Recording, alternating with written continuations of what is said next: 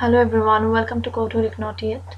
In this video, I'm going to discuss about floating point number. So what is floating point number? In programming languages, we use like integer number and floating point number. Integer number are real numbers that have no fraction in it, like 1, 2, 3, 4, 5. And floating point numbers are those real numbers which have fraction like 1.6, 1.0, 1.9, 3.8, 5.4, etc. So these are the floating point numbers which have fraction. So when we are calculating with floating point numbers, it becomes not always, but it has a little difference at the integer number. So we have to know the rules. So what happens when you are adding two floating point numbers, what the result is, and when you are adding an integer number with a floating point number, is the answer is in floating point number or in integer number. So you have to know those things. So in today's video, I'm going to discuss all those things. So let's go to our online Python compiler, because as you guys know that it's very handy and we can calculate anything. So we're going to our online Python compiler. So I normally use the program is Python compiler. So now we'll be calculating with some floating point numbers in the shell.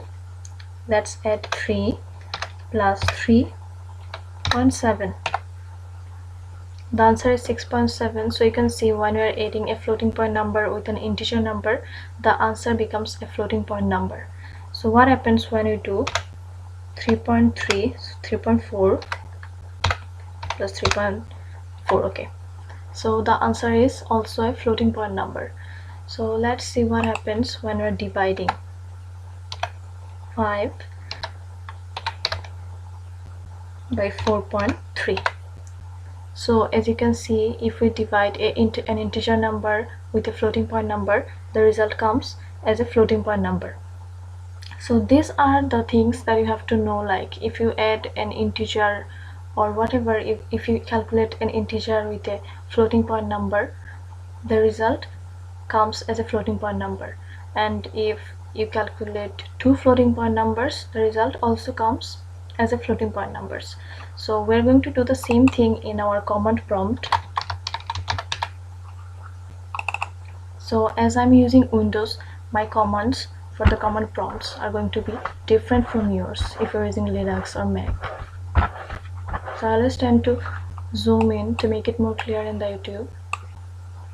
So the command I'm going to use for my Windows is cd desktop / the folder name in which I kept my Python. So now I'm going to switch my Python in my command prompt. So here it is. I'm using Python 3.8.3, as you can see. So now we can calculate. As you can see, there are 3 arrows. You can calculate anything here. So I'm going to calculate like 4.6 minus 7. Let's do it 5. So you can see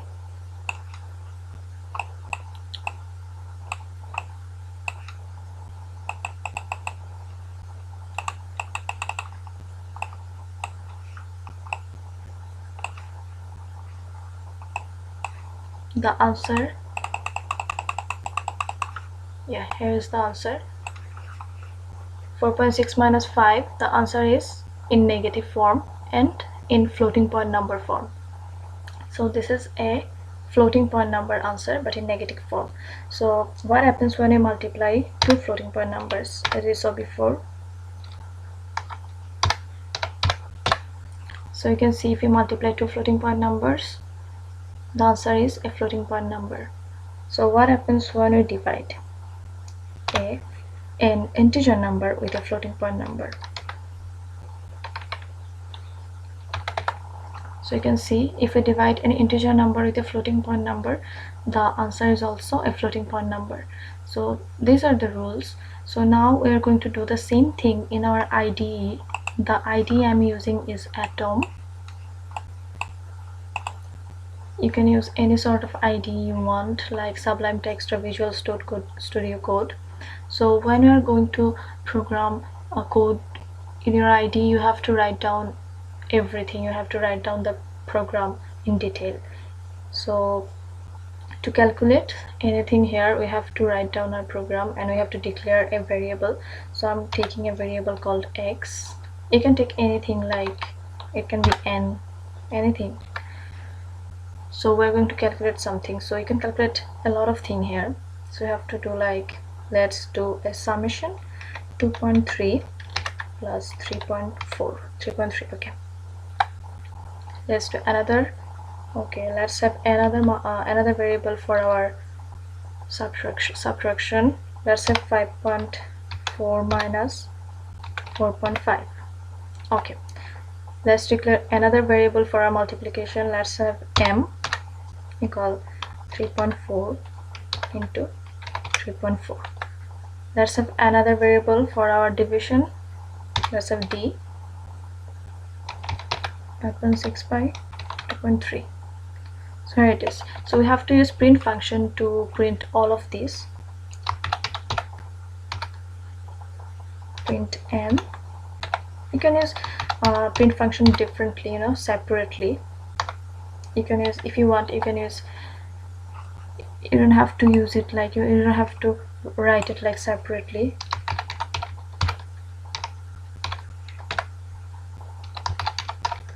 You can do this together also, but now I'm just doing this for the basic purpose. Let's save this one.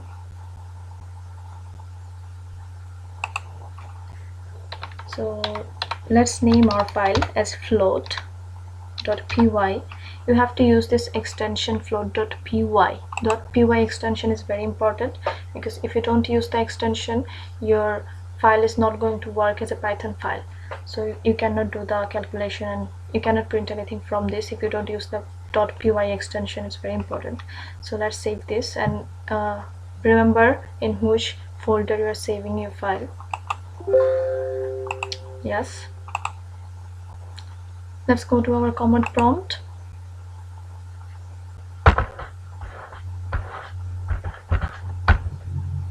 So let's use the same command I used. Okay, desktop and the cd desktop slash the folder name where I just saved my Python file. So here it is.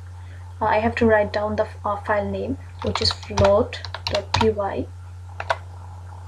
So what happens? Here are all the answers. So you can see.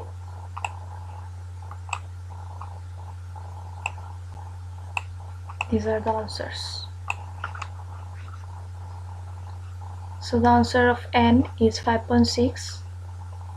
So you can see 2.3 plus 3.3 becomes 5.6.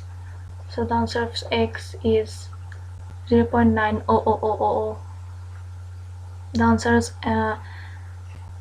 yes. So the answer of m is 11.559999. The answer of d is 2.4247, etc., etc. So these are the ways you can calculate your float numbers. You can practice it in your IDE, you can practice it in your command prompt, you can practice it in your online Python compiler, wherever you want, wherever you feel comfortable. So this was for today's video. Thank you so much for watching my video. If you get any help by watching my video, please don't forget to subscribe, and thank you so much.